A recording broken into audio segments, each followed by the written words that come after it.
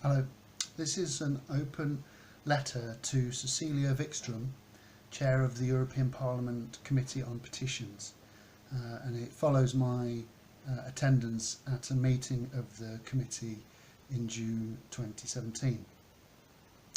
Dear Ms Wikström, thank you for the opportunity to present my petition on the June 21st meeting of the Committee on Petitions. I'd also like to thank the members of the committee who gave me and fellow petitioners such a positive and welcoming response, and not forgetting Danuta Hübner and other members of the Committee on Constitutional Affairs who also attended.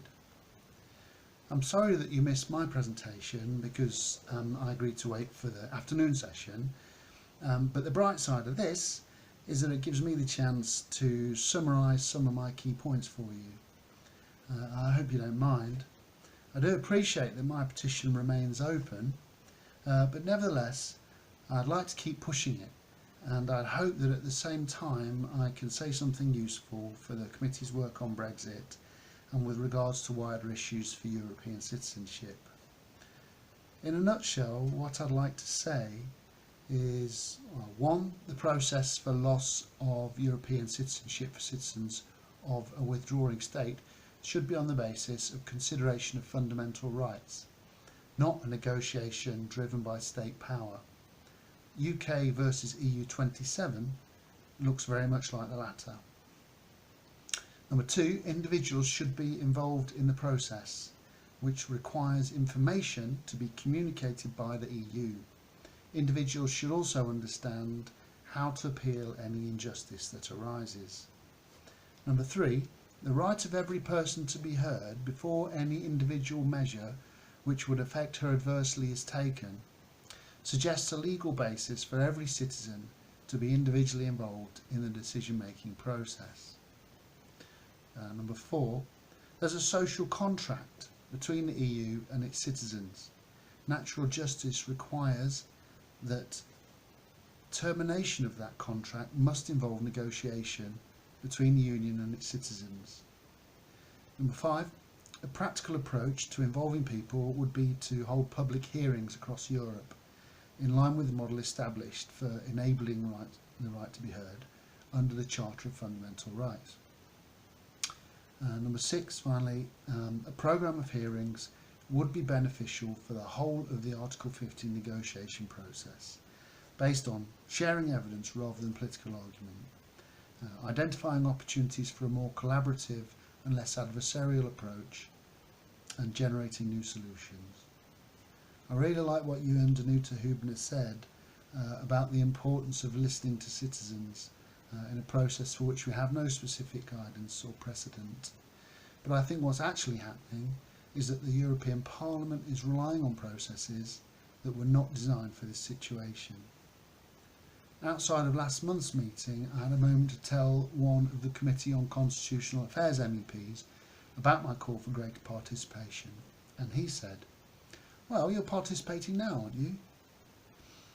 It was an unguarded moment, and I'm sure if he'd had more time to think, he would have said something that didn't sound quite so complacent. My experience with participation in the process is that it's been very slow, despite the urgency of the need, and expensive. It's been encouraging, but has generated nothing that feels like genuine dialogue. At least 65 million people are directly affected by Brexit, but fewer than 20 petitioners appeared in the room when the Petitions Committee finally heard our concerns. It just isn't possible to say that this represents the level of participation citizens need at this time. In terms of Brexit's precedent for how Europe communicates with its citizens over withdrawal of a member state and their loss of citizenship, my citizens' perception is they're almost completely reliant on statements made to the media by MEPs who have a role in the Brexit negotiation. I think citizens have to consider that these statements must be partly rhetorical, designed to influence the negotiation as much as to inform us. So we can't trust that they accurately state the Parliament's intention towards us. And they certainly don't give people any guidance on how they can engage in the process. These are extraordinary times, and I'd like the European Parliament to take proportionately extraordinary measures. Bring the process to us. Ask us for evidence of how Brexit will affect our lives. Promote dialogue. Listen. Tell us what you've heard.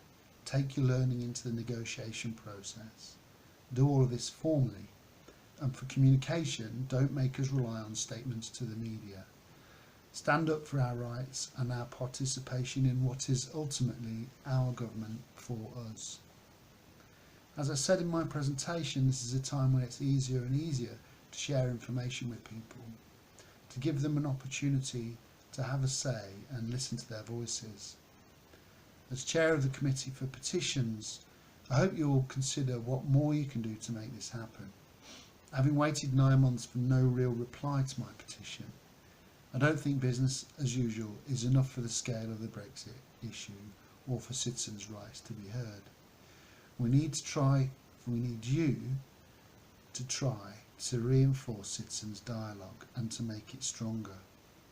I would urge you to raise these issues with Michel Barnier, Guy Verhofstadt, Danuta Hübner and anyone else with the necessary influence and responsibility. Thank you again for welcoming me to Brussels, genuinely thanks, and also for your obvious commitment to citizen participation.